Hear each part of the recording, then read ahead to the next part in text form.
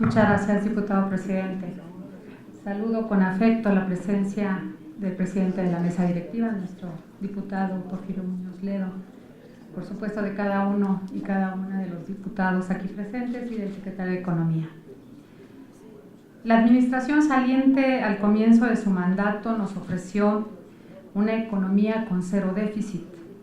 Al día de hoy podemos afirmar con certeza que esta promesa nunca se cumplió y, contrario a ello, se terminó endeudando a cada familia mexicana con alrededor de 300,000 pesos.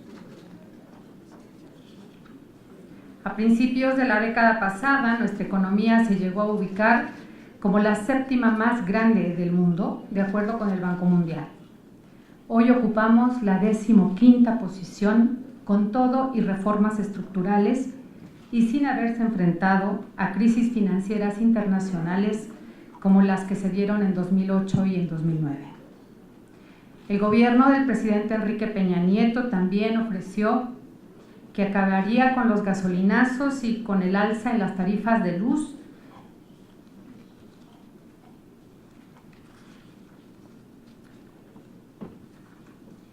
pero nuevamente incumplió y los mexicanos terminamos absorbiendo su incapacidad para apretarse el cinturón y recortar verdaderamente el gasto público. Por otro lado, los trabajadores se enfrentan, además del alza irracional de precios, al problema de la falta de empleo y la precarización del salario que hoy ubican el crecimiento del consumo de los hogares en un raquítico 2.4%. Presumen la generación de empleos de más de 3.700.000 empleos, pero ocultan que la brecha laboral es de 11 millones de personas. El 18% de la población en condiciones de trabajar hoy no tiene empleo. Solo basta salir de este recinto para darnos cuenta de la realidad lapidaria de millones de mexicanos. De las 54 millones de personas ocupadas en 2018, 27 millones tienen un ingreso de hasta 2 salarios mínimos. Es decir, el 50% de las personas que trabajan tienen salarios muy bajos. Esto es inadmisible. Y peor aún, destinan el 30% o más de sus ingresos a la compra de productos de la canasta básica, quedándoles poco margen para usar su dinero en temas de similar importancia. En este sexenio cancelaron toda posibilidad de bienestar de las familias mexicanas. El empleo y los salarios no crecieron al mismo tiempo que la inflación de la canasta básica. Dígame, señor secretario, ¿está usted de acuerdo que el 75% de las personas que perciben un ingreso ganan actualmente menos de 5 salarios mínimos? Y si es cierto el dato, ¿a esto se le puede llamar prosperidad y desarrollo económico? ¿Está usted de acuerdo en que el gobierno del presidente Peña Nieto precarizó el empleo y los salarios? Decirle que de 2012 a 2018, 3 millones de personas dejaron de ganar entre 2 y 5 salarios mínimos. ¿Por qué los esfuerzos realizados desde su secretaría no se traducen en el bienestar de las familias mexicanas? Y por otro lado, señor secretario, saber, dado que me da tiempo, ¿qué opina usted de las observaciones que hizo la Auditoría Superior de la Federación respecto a las deficiencias de la autorización, el otorgamiento, la supervisión y el seguimiento de proyectos que recibieron recursos del Fondo Nacional del Emprendedor por 242 millones de pesos? Y, solo para terminar, ¿cuáles son los pendientes que deja su secretaría para el siguiente gobierno? Es cuanto, diputado presidente. Muchas gracias, señor presidente. Diputada Gloria Romero, inicio el considerar sus preguntas. Déjeme comentarle que sin duda el recorte del gasto público, el sector economía lo vivió en carne propia. Yo arranqué este sexenio con un presupuesto de casi 21,000 millones de pesos y estoy cerrando el sexenio con un presupuesto anual de 9,000 millones de pesos. Para la Secretaría de Economía el recorte presupuestal fue drástico. De hecho, en el esquema de transición, se lo he comentado a la próxima secretaria, la doctora Márquez, y uno de los argumentos que ella ha dicho en términos de la definición hacia adelante es que ya la Secretaría de Economía es una de las entidades que sufrió claramente el recorte, y lo sufrimos de una manera importante, menos de la mitad con la que tradicionalmente veníamos ejecutando el proceso. Así es que el recorte del gasto público ha sido efectivo y ha sido real. En términos de la traducción de lo que hacemos en términos de bienestar, hay muchas áreas y frentes en los cuales se logra.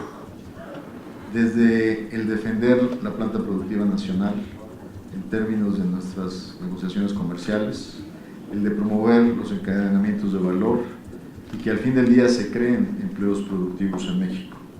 Si bien no todos los casi 4 millones de empleos generados corresponden a empleos de alto nivel de adiestramiento, la idea es avanzar en este proceso de seguir construyendo lo que ha sido un éxito para México: mano de obra calificada y mano de obra con capacidad de adiestramiento y de crecimiento en estos sentidos. En los temas de transparencia y rendición de cuentas, sin duda, la Contraloría Interna del sector Economía, de la Secretaría de Economía, está trabajando en una serie de proyectos que fueron dispersados a través de los esquemas de convocatorias y de transparencia, donde los beneficiarios tienen que cumplir con todos los elementos a los cuales se comprometieron. Por ejemplo, cuántos empleos debería generar cada proyecto, cuáles eran sus compromisos en materia de integración productiva y de cadena de valor, una serie de objetivos que para poder ser beneficiarios del proyecto tienen que cumplir. A la hora de hacer claramente revisiones, se encuentra que todavía no todos los agentes cumplen con los esquemas de obligatoriedad, y es claramente nuestra obligación estar atendiendo las observaciones para que todos los beneficiarios cumplan con este esquema. El compromiso ya ha sido la muestra en el sector que yo encabezo, es que aquí la transparencia es fundamental y la rendición de cuentas es absoluta. Y aquí vamos a estar trabajando hasta el último día para dejar claramente contestadas cualquier observación que exista en los procesos de auditoría, con toda transparencia y todo compromiso. Me pregunta usted los pendientes.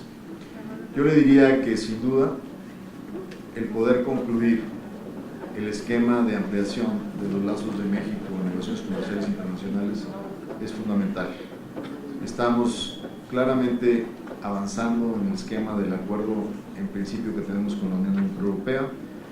Será la próxima administración la que tendrá la responsabilidad de firmarlo y procesarlo en el Senado de la República.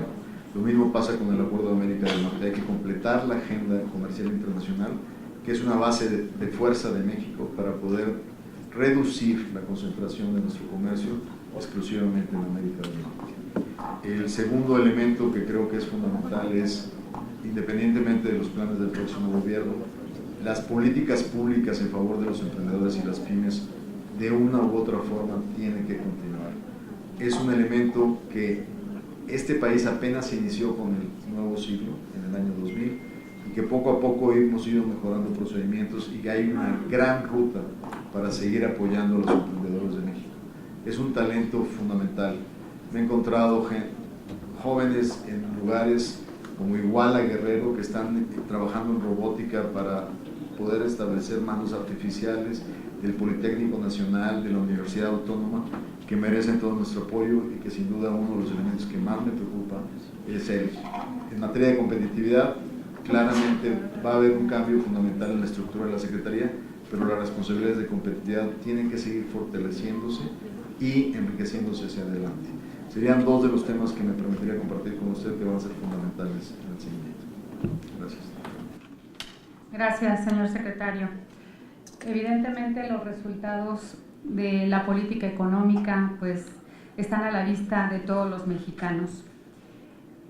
Hablamos mucho de los tratados signados con otros países, pero ¿de qué sirve haber firmado esos tratados si estos no se ven reflejados en el crecimiento de nuestra economía? Ya se habla aquí del precio de la gasolina, cómo ha venido subiendo, el crecimiento de apenas 2.5% promedio, cuando en su momento el presidente Peña Nieto ofreció un crecimiento del 6%. Y el hecho de que tengamos 11 millones de personas en capacidad de trabajar y que no tengan empleo, evidentemente es preocupante para todos nosotros. El que también tengamos una carga fiscal excesiva a los pequeños y medianos comercios, a quienes son los que sostienen nuestra economía, y una inflación que, aunada a la precariedad del salario, pues lesiona fuertemente los bolsillos de los mexicanos. Así que al final del día el gobierno de Peña Nieto deja muchos pendientes. En su momento nos ofrecieron, nos decían que ustedes sí sabían gobernar, que ustedes impulsarían nuestra economía como una de las mejores del mundo, que sacarían a México de la pobreza. Así que con esos pendientes esta legislatura habrá de trabajar y hacemos votos para que el próximo gobierno traduzca los esfuerzos de la administración pública en el desarrollo y en la mejora de las familias mexicanas. Es cuanto, presidente.